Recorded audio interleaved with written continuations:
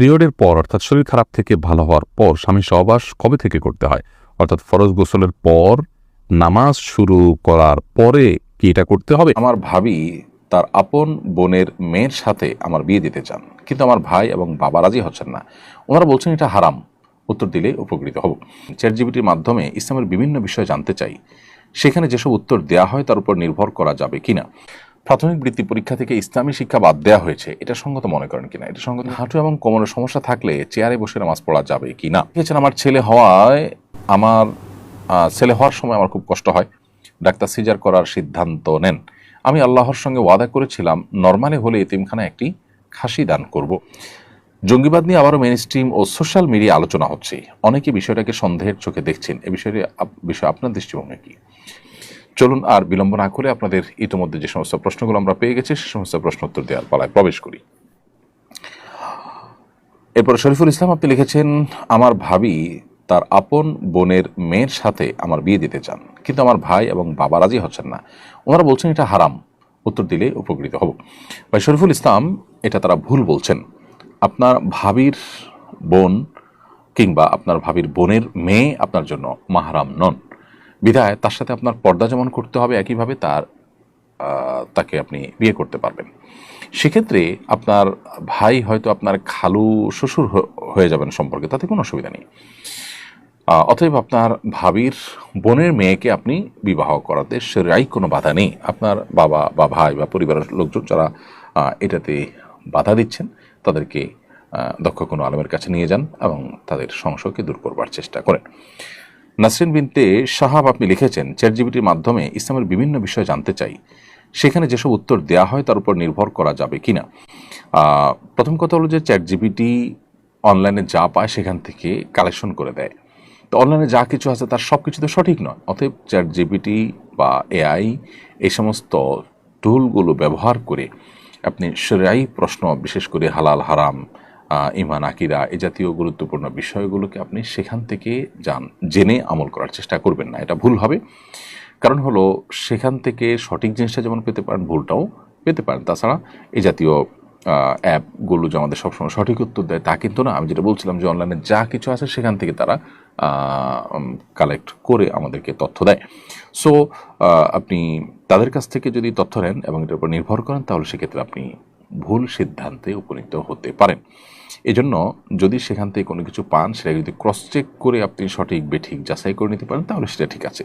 আর না হলে সেটা ঠিক হবে না। কারণ মোহাম্মদ বিন সিরিন রাহিমাহুল্লাহ বলেছেন, ইন্না হাদাল ইলমা দীন ফানজুরু আম্মান তাখুযুনা দীনাকুম। নিশ্চয়ই কোরআন এবং হাদিস ভিত্তিক এই যে ইলম, এই যে নলেজ, ইসলামিক নলেজ, এটা কিন্তু দ্বীনের অংশ, এটা আমাদের ধর্মের অংশ।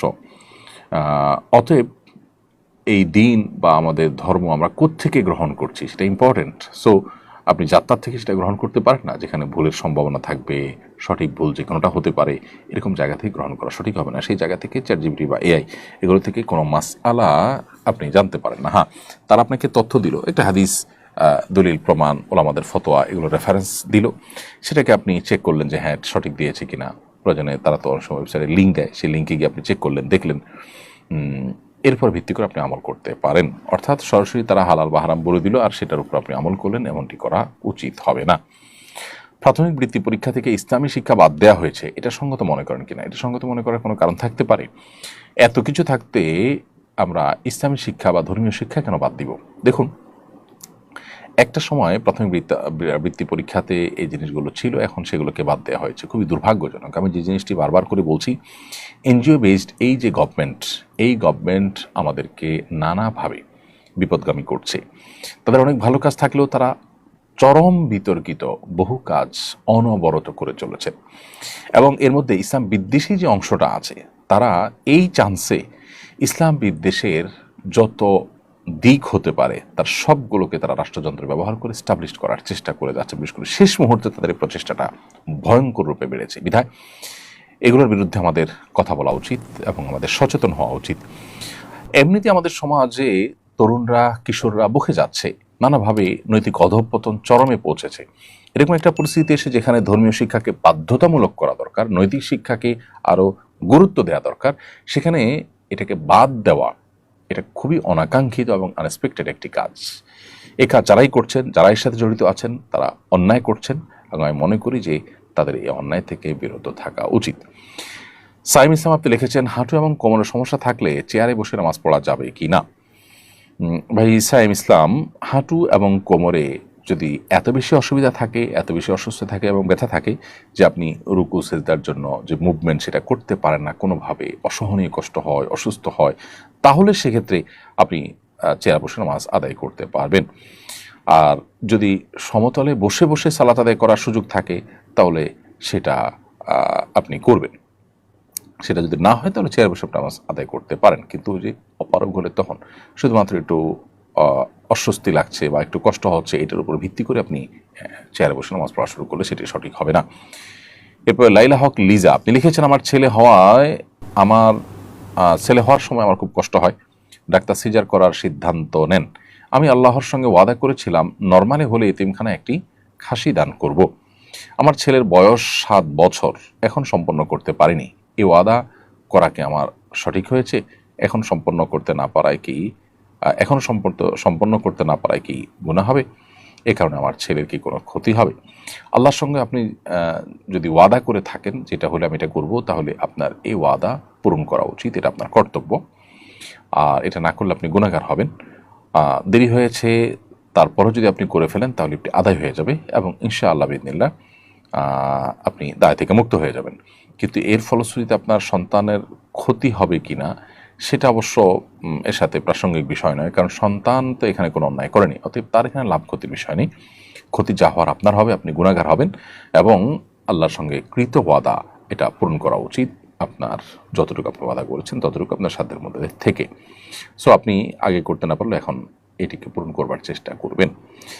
জঙ্গিবাদ নিয়ে আবারও মেইনস্ট্রিম ও সোশ্যাল মিডিয়া আলোচনা হচ্ছে, অনেকে বিষয়টাকে সন্দেহের চোখে দেখছেন। এ বিষয়ে আপনার দৃষ্টিভঙ্গি কি?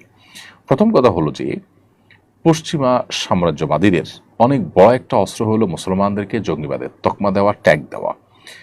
ইরাককে তারা ধ্বংস করেছে, মরণাস্ত্র আছে এই অজুহাত তুলে, কিন্তু মরণাস্ত্র পাওয়া যায়নি, দেশ কিন্তু ধ্বংস হয়ে গেছে, তারা সরিও কিন্তু বলেনি। এই একটি এক্সাম্পলে যথেষ্ট তাদের এই জঙ্গিবাদের তথাকথিত এই খেলা, এই নাটক বোঝার জন্য। মুসলিম দেশগুলোকে, আমাদের মতো দেশগুলোকে চাপে রাখার জন্য তারা এই জাতীয় ইস্যুগুলোকে নানাভাবে ফুলিয়ে ফাঁপিয়ে প্রকাশ করে। আমরা জানি আমাদের দেশে চাঁদাবাজি, সন্ত্রাস, বহুবিধ অন্যায় অপরাধ কর্মকাণ্ড হয়। মানুষের নিরাপত্তা এখানে বেশ কিছু ক্ষেত্রে আমরা দেখি যে বিঘ্নিত হয় দারুণভাবে। এই সমস্ত বিষয়গুলোর জন্য বিগত সরকারগুলোর বিশেষ কোনো উদ্যোগ না থাকলেও আমরা দেখেছি জঙ্গিবাদ, তথাকথিত জঙ্গিবাদ দমন করবার জন্য প্রায় 15 থেকে 20টা উইং বা ডিপার্টমেন্ট নিরাপত্তা বাহিনীগুলোর রয়েছে। আপনি চিন্তা করতে পারেন যে একটা দেশে এতগুলো উইং রয়েছে, কাউন্টার টেররিজম, অ্যান্টি টেররিজম, বিভিন্ন নামে আপনার আইনশৃঙ্খলা রক্ষাকারী বাহিনীগুলোর বিভাগ বা শাখা রয়েছে, এতগুলো মানুষ সেখানে কাজ করছে। দেশে কি আসলে মানে জঙ্গিবাদের বাম্পার ফলন হয়েছে যে এত ডিপার্টমেন্ট কাজ করতে হচ্ছে, এতগুলো উইং থাকতে হচ্ছে, এতগুলো ফোর্স সেখানে কাজে লাগতে হচ্ছে? আমরা তো কোনো আপনার ঘুষ প্রতিরোধ এর জন্য এরকম কোনো বিশেষ 2-4টা বাহিনী করতে দেখিনি। তো এই বিষয়গুলো বিদেশিদেরকে খুশি করার একটা প্রচেষ্টা, পশ্চিমাদেরকে খুশি করবার একটা প্রচেষ্টা। তারা যেই ন্যারেটিভ দেয় সেটাকে আমরা এখানে প্রতিষ্ঠা করবার অন্ধ চেষ্টা এবং অন্ধবিশ্বাস করি, অন্ধভাবে এটাকে চালানোর প্রতিষ্ঠা করবার জন্য আমরা চেষ্টা করি, যেটা খুবই দুর্ভাগ্যজনক একটা বিষয়। বিগত আমরা বিশেষ করে অত্যাচারের গুমখুনকে হালাল করবার অন্যতম একটা উপায় ছিল জঙ্গিবাদের নাটক। ইতিমধ্যে ডিএমপি কমিশনার সহ আপনার দায়িত্বশীল ব্যক্তিবর্গ তো বলেইছেন যে বাংলাদেশে কোনো জঙ্গি নেই এবং জঙ্গিবাদের নামে যা হয়েছে সেটা নাটক, এটা তারা পর্যন্ত স্বীকার করে নিয়েছেন। এবং বহু মানুষ যারা গুমখুনের শিকার হয়েছেন তাদের জবানবন্দিগুলো আমরা জানি, আয়নাঘরে রাখা থেকে নিয়ে বিভিন্ন বিষয়গুলো, এগুলোর জন্য জঙ্গিবাদকে একটা উজুয়াদ হিসেবে ব্যবহার করা হয়েছে। অতএব সেটাকে নতুন করে ফিরিয়ে আনার চেষ্টা যে বা যারা করছেন তারা পুরনো সেই খেলাকে আবার বাংলাদেশে মঞ্চস্থ করার চেষ্টা করছেন। বাংলাদেশের মানুষ খুবই সচেতন এখন এই জিনিসগুলোর সব জারি জড়ি তারা বুঝে গেছেন যে জঙ্গি অভিযান, জঙ্গি বিরোধী অভিযানের নামে যে নাটক করা হয়েছে সেই নাটকগুলো এখন সবার কাছে দিনে আলোর মতো পরিষ্কার। কোরআন হাদিসের বই পুস্তক পাওয়ার পর সেটা ছবি দিয়ে জঙ্গিবাদী বা জেহাদি বই পাওয়া গেছে বলেও আপনার অভিযোগ করতে দেখা গেছে। জেহাদি বই থাকা কি কোনো দোষের কিছু? টনি ব্লেয়ার যদি আপনার ক্রুসেডের ঘোষণা দিতে পারেন, খ্রিস্টানদের ধর্মযুদ্ধের ঘোষণা দিতে পারেন, তাহলে মুসলমান জেহাদি চেতনা লালন করলে সমস্যাটা কোথায়? কোরআন এবং হাদিসে জিহাদের কথা আছে, তাহলে আমাকে কোন হাদিসকে বাদ দিব? এগুলো করতে করতে করতে আস্তে আস্তে আস্তে আমাদেরকে কোণঠাসা করা হচ্ছে এবং ইসলামী শক্তিকে দুর্বল করার অপচেষ্টা করা হচ্ছে। অতএব সেই পুরাতন যে চক্রান্ত এবং ষড়যন্ত্র, সেটা আবার নতুন করে শুরু করতে যাচ্ছে একটা মহল, যেটা উদ্বেগজনক। আমাদের প্রত্যেকটা মানুষের এটার বিরুদ্ধে অবস্থান নেওয়া দরকার। বিশেষ করে মানবাধিকার বিষয়ক যে জাতিসংঘের যে কমিশন হতে যাচ্ছে, সেই কমিশনের বিরুদ্ধে জনগণ নানাভাবে তাদের মতামত ব্যক্ত করছেন। এরকম একটা সময় মানুষের দৃষ্টিকে অন্যদিকে ফেরাবার জন্য এটা করা হচ্ছে কিনা, যুক্তরাষ্ট্রের সঙ্গে যে নিরাপত্তা চুক্তির কথা শোনা যাচ্ছে, সেটা আপনার বাস্তবায়নের দ্বার প্রান্তে। অতএব সেটার যৌক্তিকতা তৈরি করার কোনো চেষ্টা করা হচ্ছে কিনা এই সমস্ত ঘটনার মাধ্যমে, সেটা খতিয়ে দেখা দরকার। রায়হানা আক্তার, আপনি জানতে চেয়েছেন পিরিয়ডের পর অর্থাৎ শরীর খারাপ থেকে ভালো হওয়ার পর স্বামী সহবাস কবে থেকে করতে হয়, অর্থাৎ ফরজ গোসলের পর নামাজ শুরু করার পরে কি এটা করতে হবে?